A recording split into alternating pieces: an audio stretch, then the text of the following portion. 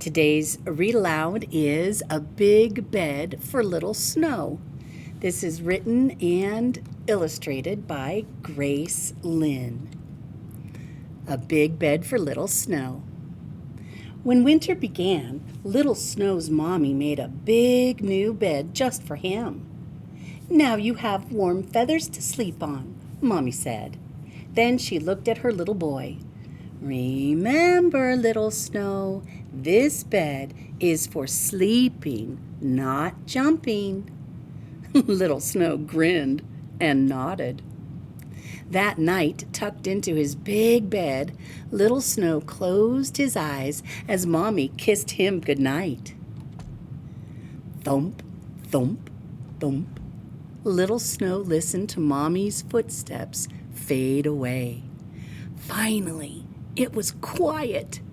Little Snow opened his eyes. He rolled off his bed and looked at it. His new bed was so puffy and big and bouncy. Little Snow grinned and then jump, jump, jumped. Tiny feathers squeezed out of his bed and fluttered down. Thump, thump, thump. Uh-oh, was Mommy coming? Little Snow flopped down on his bed. "Little Snow," Mommy said, "what are you doing?" "Nothing," Little Snow said, and he put his head back down on his big bed. In the morning, when Little Snow woke up, he listened for his mommy's footsteps. It was quiet. Little Snow grinned and jumped and jumped, and more tiny feathers fluttered down.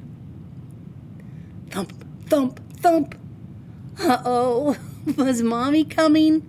Little Snow flopped down on his bed. All winter, whenever Little Snow was near his big bed, he listened for Mommy's footsteps.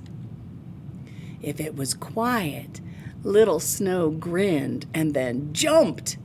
Sometimes Little Snow jumped small, soft jumps. Sometimes he jumped big, high jumps. Once Little Snow jumped so high and landed so hard, he made a rip in his bed. What a lot of feathers fell that day.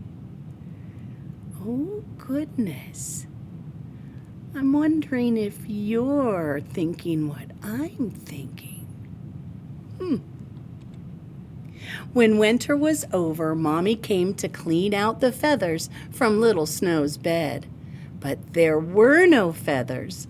Little Snow's bed was empty.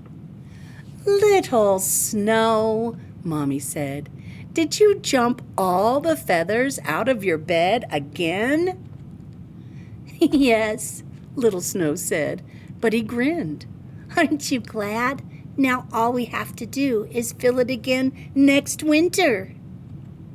Oh, I don't know if this crossed your mind, but that bed looks a whole lot like a big snow-filled cloud.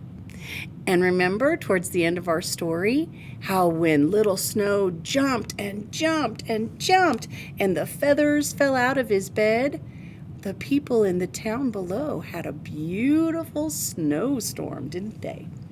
This is what they call a modern myth. It started off as a bedtime story, though, didn't it? All right. I hope you liked that story as much as I did. Until we read again, adios, amigos. Goodbye.